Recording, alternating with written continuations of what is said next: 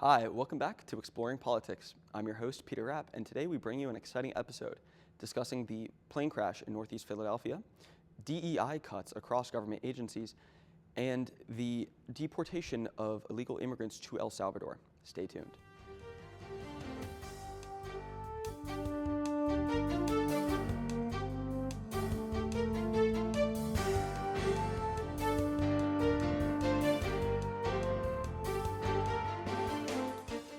Welcome back. Today we have a great assortment of panelists with me here today, and they will be bringing us the scoop on all of these different issues happening across the country and across our world. So first we are going to go to our local issue. Matt, would you like to introduce yourself and your issue? Sure, I'm Matthew Bear. I'm a poli-sci student here. I hate to start off with bad news, but we do have a pretty devastating story from here in Philadelphia. Over the past week, a plane, it was a Learjet 55, it was a medical jet, a transport medical jet. It crashed into a mall up in Northeast Philly. According to the Federal Aviation Committee, the jet had just departed Northeast Philadelphia Airport, and it was bound for Springfield, Missouri. Now, there were 6 people on that plane. They were all Mexican citizens, and 4 of them were the crew of the plane. 2 of them, it was a mother actually transporting her daughter who had just had medical treatment at Shriners Hospital, and for whatever reason the plane went down. I don't want to speculate as to why it was, but either way it was a devastating thing. According to Mayor Sherrell Parker, we do know for certain that one person who was not on that plane died, someone in their car. If you look at scenes of it, it just looks apocalyptic, and it's just a devastating thing. So I want to open it up to the panel if anyone else has some thoughts that they want to share on this. Absolutely couldn't agree more with you, Matt. The plane hit in my area. It hit my mother's office. It was around the Roosevelt Mall. I have friends, her father was one of the first on the scene. He is a firefighter. It was absolutely devastating. And like you said, the child on board was a patient at Shriners who had just gotten life-saving treatment, and is absolutely devastating. She was on her way home. It is truly, truly a tragedy. Yeah, I mean, I had friends who were texting me who were nearby, and so it's really bad. Yeah. Do you have any? I mean, it's just a tragedy. It's good that we can find common ground on this. I think it unites a lot of people from the Philadelphia area, especially closer to LaSalle. You know, a lot of people had been personally affected by this, and I think it's just something we need to look towards, seeing how the government responds to it, how the city responds to it, especially. Hopefully we hear good things from that. On a more controversial note, we can go to discuss the causes of this, because this is not the only aviation disaster that has happened within the past week or so. I've personally heard about 4 without trying to look for them, just being in the news. The first one was the Reagan International Airport, when that passenger jet collided with that military helicopter, and I heard about one that I think happened up in New England recently as well. This overwhelming amount of aviation disasters within the past couple of days does not come without speculation of cause, and it does immediately follow President Trump's cut of the FAA, offering to buy out people that work there to have them quit, and blocking them from hiring new people. Now, that does have a lot of impacts. It leads to overworked air traffic control operators, and that, I believe, is likely going to be the cause of the Philadelphia plane crash when that comes out, as it was in the Reagan International Airport situation. Yeah. Do you guys have anything to add on to that or dispute? Absolutely. So during the Reagan airport crash, when the plane collided with the military helicopter, the person in the FAA was manning 2 air traffic control towers at the same time. Overworking people like that will eventually cause accidents by human error. It's definitely devastating for the people involved in the crash. And kind of going off of that, President Trump said that he has been gutting several industries, including the federal aviation industry, because of DEI. And I kind of want to go into that and open it up to the panel a little bit. When DEI DEI is important at the end of the day. It doesn't just go into hiring, but it also goes into ensuring people have parental leave. It goes into ensuring there is equity in workplaces, and it allows for more accessibility. And I would just like to open it up to the panel. I do have some other thoughts, but I want to see what everybody else has to say. Right. I mean, to bring it back to the planes, like I don't know. I don't think anyone really knows why exactly they crashed. I personally believe that in every job that a human can have, there's going to be mistakes that happen. We're only human. I think that this just turned out to be a very devastating mistake. Now, like you said, there's some sort of, we can speculate as to why this happened. President Trump talked a lot about how this was a result of DEI. Now, do I think that DEI is a good thing? No. And in this instance, I don't think it's a good thing. I think that people in air traffic control should be in that position because they are the best at doing that job. And I don't think there's any other qualifications that would merit being in that position. With that said, I don't think we know, and I don't think anyone really knows what exactly was the cause of these plane crashes. So, going off of that, I think it is important to note that there are qualified people that work in those air traffic control towers. But the issue is at the moment, due to his DEI cuts, we don't have enough people in there anymore. And it raises the question, okay, so if the people that are gone or aren't being hired because they aren't qualified, would we rather have people who might not be qualified? Now, if you think back to just a couple of weeks ago before these cuts, when people who were supposedly unqualified were working, I don't remember there being a chain of air disasters. Meanwhile, now after the cuts, there are. So I feel like there has to be a solution where, at the end of the day, you have enough people to work the job. If it means hiring people that he thinks aren't qualified, if they can do the job, I think they can do the job. I feel like offering to buy people out of their job to get them to quit is kind of a bit of a less than legitimate means to his end. Gio, do you have any thoughts on this? Honestly, I mean, I'd really like to hope that it is just a bunch of coincidences. I think anyone, regardless of how they feel about each political institution, should hope that the president is doing a good job. Because, I mean, it affects all of us. But I think we really need to see more about the future precedent of, how air traffic continues, if this is a common trend, if this is just coincidence. Again, anyone could only hope that it is. But I think that how the future of these administrations that are experiencing DEI cuts under the Trump administration, how they do, what happens in the future, I think we can only see as time prevails. I would actually like to go off of something that you said. These DEI cuts, I personally believe, amount to a level of discrimination. These people who were in the FAA were qualified to do this job, and suddenly when they are taken out of the FAA, all these plane crashes, I don't think it is coincidence. I think it is cause and effect, and ultimately, these people were qualified to do this job, and I disagree with anything that would say that they were anything less than.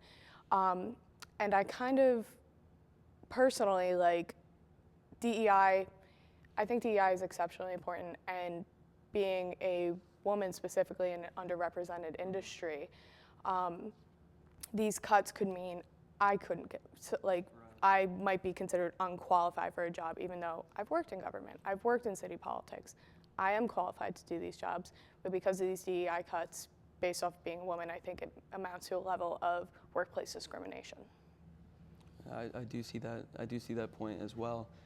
Matt, do you have any response or anything to say to that?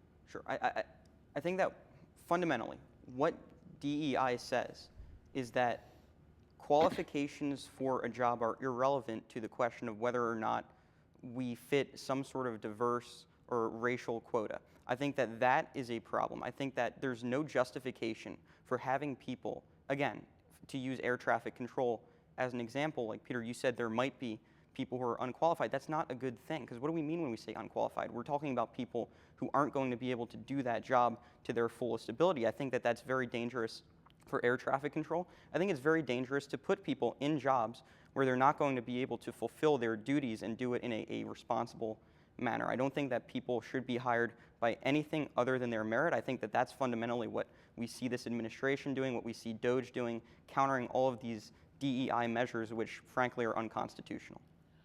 I'm going to disagree with you on that. I think that these people were qualified. They were qualified. There was no plane crashes. Suddenly, we have a lack of people in this industry who are being overworked because people were bought out of their jobs. Suddenly, there's 4 plane crashes in a month. I mean, if we're talking about people that are qualified for the job, then absolutely. I don't think that anyone who's qualified to have a job should be fired from that job so long as they're qualified. I disagree with any of them. Well, because DOJ did an investigation, the Trump administration did an investigation, and if they determine that someone was hired not based off their qualifications, prior work experience, occupational history, but rather their race, or gender, then that would qualify unqualified for the job. How thorough can an investigation be in, 2 weeks? Well, I mean, it can be pretty thorough if they determine that people are being hired based on their race. Then I think it's pretty conducive to a quick action that can be taken. I think there is an issue as well of no matter how these people were hired, what it was based on, because the aim of DEI is it acknowledges there's a gap in access to these industries by people of certain identity groups. They are not often allowed into these groups, and it is an attempt to bring the people of those identity groups who are qualified but simply don't have access into the industry. That way they are able to achieve a kind of diverse, equitable, inclusive space. Well, but I disagree, though, with your characterization of what DEI is, though, because that's not fundamentally what it says. What it says is that if you have a qualified person who, to use an example, is a white male, and you have an unqualified person, to use an example, who's a black male, then that unqualified person should get the job. That's fundamentally like what diversity, equity, inclusion is. There's no charter of DEI. There's no Magna Carta declaring what it is and how it operates within each specific candidate. There's not an order of DEI. There is a push for places, government agencies, companies, to be more inclusive of groups typically marginalized out of certain industries. And I think even if, going back to, you mentioned they were hired on the basis of their race or identity group.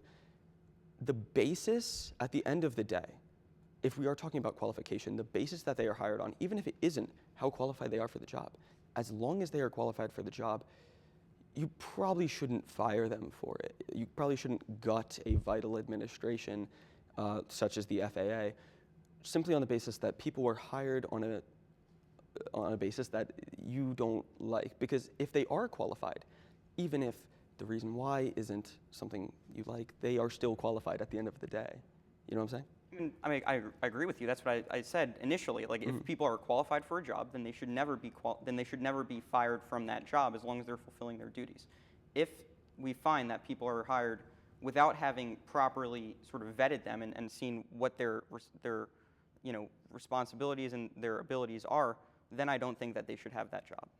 They were vetted enough to ensure there weren't 4 plane crashes in a week. Okay, but who are we talking about when we say they? We need to get into specifics here. Well, because who are there's you a lot talking of broad about Do you when mean you the say air traffic they? controllers that? Right, well, what I'm talking were about is what forced out? DEI fundamentally is. And what DEI fundamentally says is that we need to meet some sort of quota. We don't have enough, for example, black people on the job, so we need to hire more black people. I think that is a breeding ground for a very dangerous thing, which is getting people into a job who potentially should not have that job.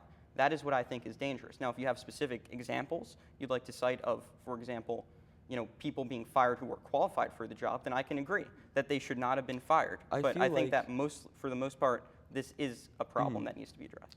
I feel like here the burden of proof lies on Donald Trump's administration. They have to prove, because they are attempting to take an action here. They're trying to make a claim that DEI is the cause of all of this and that these people are unqualified and they had to be removed from their roles in the government. And I don't think it should be on critics of that to prove that they are qualified, because the proof that they are qualified is that they currently hold the job and that they currently do it. So I think I would really like to see that investigation that proved that a large swath of these people were unqualified and unfit for the job in a way that caused issues. Because while they were working, I don't remember there being, this time last year, any issues with the FAA. But now, the department has been gutted, there are now tons of issues. I think that the Trump administration has a lot to respond to here. I think they have to prove the basis of their whole claim here that DEI led to people who are unqualified getting the job. I remember President Trump said something about some people with dwarfism working in air traffic control towers and taking issue with that. All you have to do for that job, I mean, it is a lot of work. You have to know all of the codes, you have to have the technical knowledge, and you have to be able to operate a radio. People with dwarfism should not have a problem with that. They can be perfectly capable. And what DEI does is it allows people who might be disabled in some way to work a job that they are perfectly able to work, even if they are disabled in some other way. And I think that there is no problem with that if we are having qualified people that are diverse in the workforce. I think that is a tremendously good thing, and I think that is what DEI tries to do. I don't know if it always works out how you say it does, or if it works out in a way that everyone who is hired is qualified. It's just not how things work at the end of the day. There's going to be cases for this and cases for that, but DEI is something that I think allows people to get back into the workforce, even if they have some other factor of their identity that might typically marginalize them out of it. I think the best way to get qualified workers in the workforce is to hire qualified workers. I don't think that the best way to do that is to say that we need to meet some subjective diversity quota that has not been met because 70% of our workers are white, 30% of our workers are black. That is not any evidence of discrimination. What employers should do is hire people who are most qualified for that job, and things will work out as they will. All right, well, I think it's now time to move on from that discussion. We could talk about that for hours. To the next issue, which is Giovanni. Would you like to introduce yourself and your issue as your first time on the show? Hello, everyone. My name is Giovanni. I am a history and political science major and a freshman at LaSalle. The issue I'd like to cover today is the meeting that was on Monday between Secretary of State Marco Rubio and President Nayib Bukele of El Salvador, in which the two countries discussed the possibility of having criminals or violent offenders from the United States who are being deported brought to detention centers in El Salvador.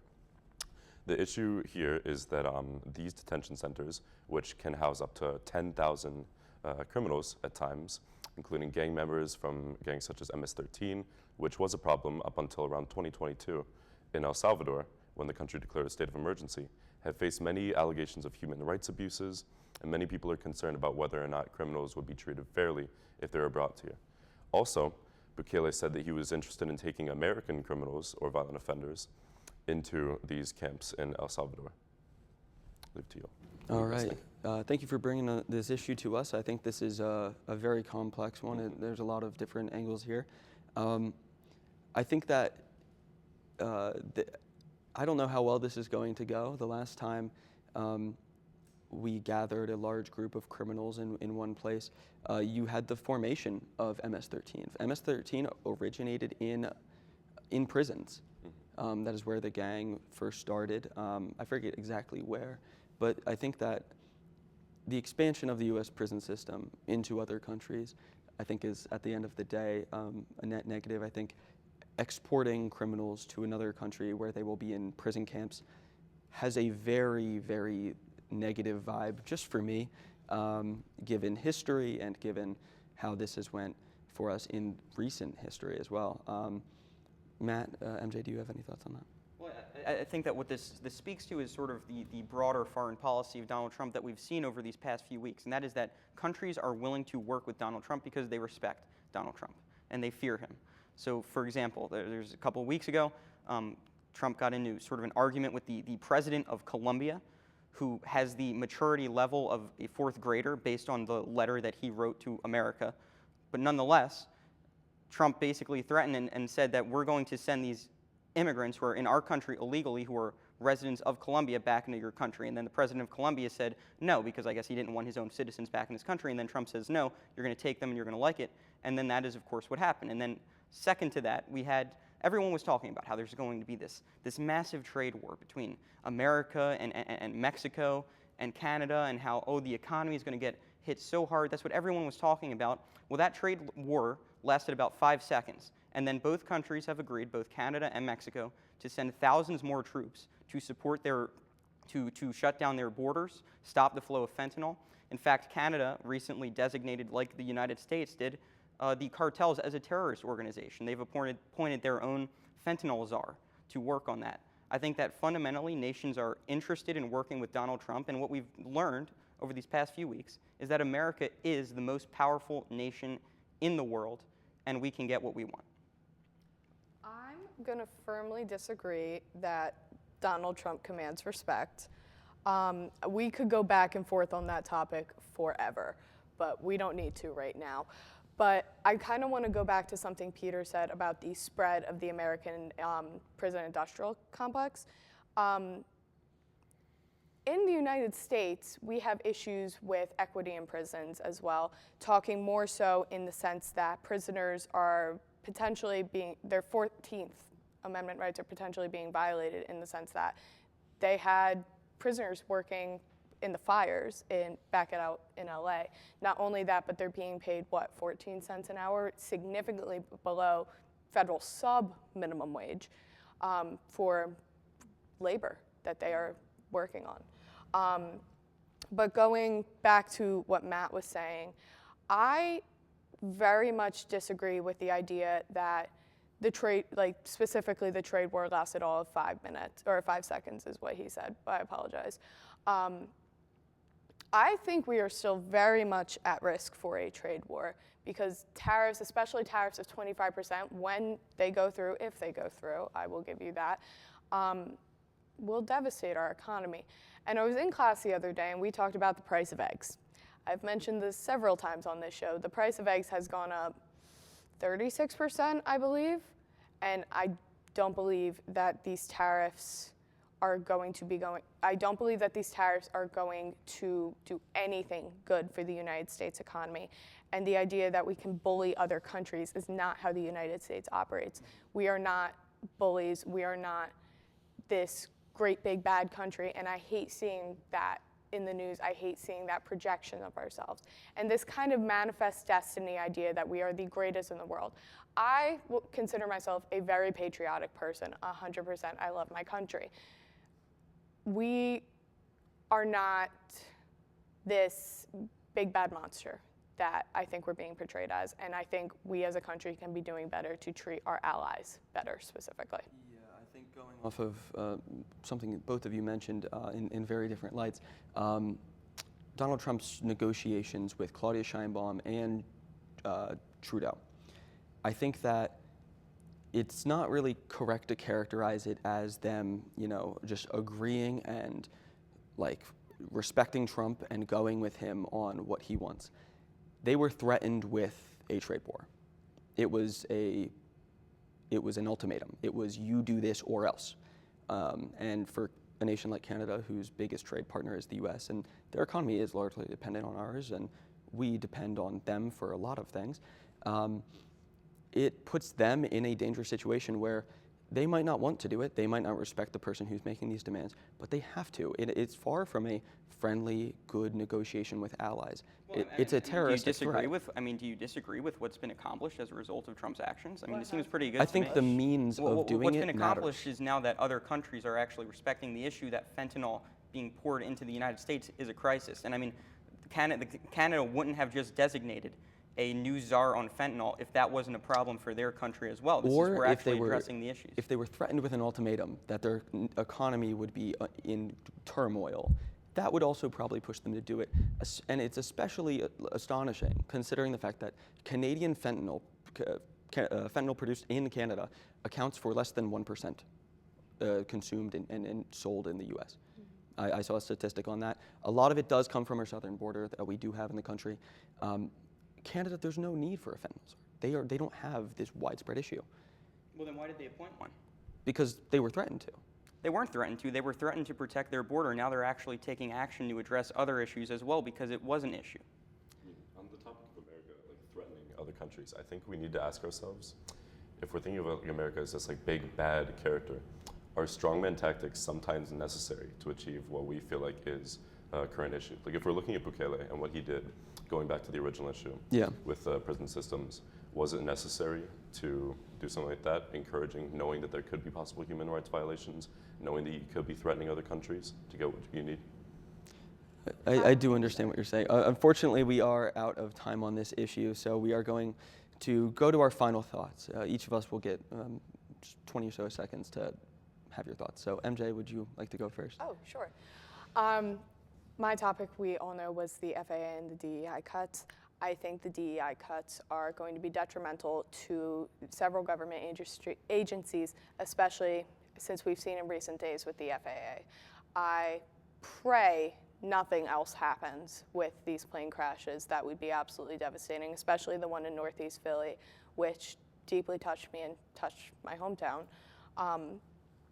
And I believe that this is going to be potentially detrimental. I can definitely see that. Matt? Sure. To echo that sentiment, I certainly hope in the span of a week, having 2 of these plane crashes is very devastating and very horrible. A lot's been happening over these past few weeks. The Trump team is moving at lightning speed, without a doubt. Whether you like or dislike what they're doing, they are doing a lot, probably more than any president in history has done in the first 2 weeks. So I would say just keep following the news, stay true to your values, and we'll see how it all turns out. All right, thank you. Now, Gio, final thoughts? Honestly, I mean, I see both sides, and I think that everyone, as I've said before, should want their president to do a good job, no matter how much you disagree or agree with them on both sides. And I think that anything like counterintuitive, kind of like looking too much into whether or not we are going to see good things from this presidency or whether we're not, is really up to time. I mean, as we know, it's only been a couple of weeks. Yeah. And I just hope, I think everyone can agree that we want to see more good from the presidency. Absolutely. Thank you for tuning into this episode. Just as one final remark, all of our thoughts and prayers here at LaSalle TV go out to the families of the people that were injured or killed in the plane crash in Northeast Philly. I know it's a local issue that touched many people very deeply, so our best is with you. Thank you all for watching. I will catch you next time, and have a nice day.